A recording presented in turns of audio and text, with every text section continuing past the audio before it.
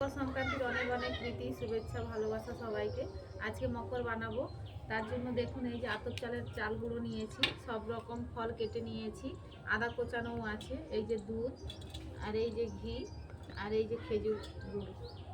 এর মধ্যে সব রকম ফলগুলো দিয়ে দিচ্ছি।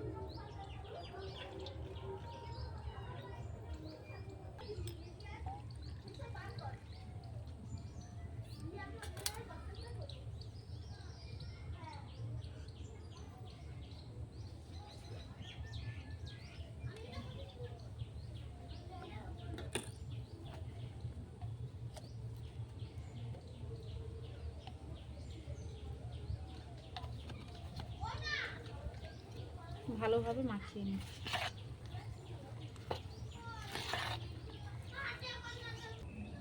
দেখুন চালের মকর পুরোপুরি রেডি হয়ে গেছে। এরকম ভাবে কারা কারা বানান অবশ্যই আমাকে কমেন্টে জানাবেন।